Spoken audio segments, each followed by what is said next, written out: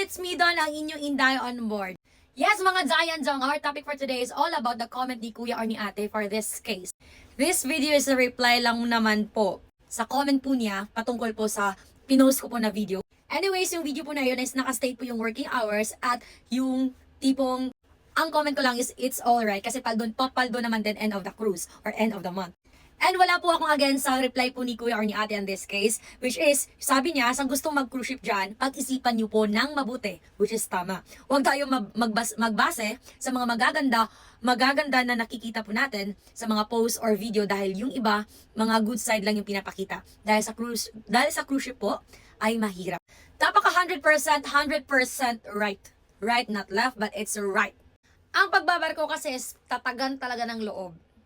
Yung tipong minsan na masasabi mo na lang sa sarili mo, tao pa ba ako? Di ba? Yung ang sarap-sarap sabihan ng boss ninyo, boss, tao po ako, hindi po ako robot, hindi po ako kalabaw. Tao ako. Tipong abnormal lahat. Unang-una, pag sinabing walang day off, napaka-abnormal na yan. Walang ganyan dyan sa kung saang land base ba or kung saang lugar. Not unless you're on the cruise ship. Yung sahod po natin dito is fixed na po. For me lang ha, yung benefit pag nandito ka sa onboard or nagtatrabaho ka sa cruise ship is you can go anywhere, any places, but depende po yun sa itinerary ng barko. Take note, that will only be for free. Actually, I don't need to elaborate more and more about the pros and cons about the pagbabarko. But anyways, isa lang masasabi ko, eto dito tatagan ng loob. Meron ding point na tatagan din ng sikmura kasi one time, hindi naman one time, yung gutom na talaga ako kasi I prefer to sleep rather than to eat, no? Kasi nga pagod na pagod ako and during the service, gutom na gutom ako. At sa mga nagbabarko dyan, alam nyo na kung saan, ibig kong sabihin na minsan na try nyo na kung saan kayo kumain.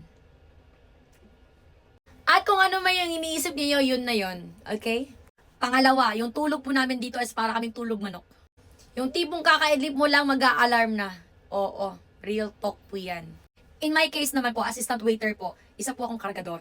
Oo, maganda lang po yung uniform po namin, pero kargador po tayo in short. Pero alam niyo po ba, real talk din ito, another real talk na naman, no? Yung kinikita ko po dito is hindi ko po kayang kitain yan sa Pilipinas. If I could have the chance to be not in this point, I would rather stay land-based na trabaho na malapit lang sa pamilya ko. But sa kasamaang palad, hindi ako pinalad sa kasing tulad ng ibang Pilipino na maganda yung trabaho, nagba-vlog, nagpi-freelance, maganda na yung kita.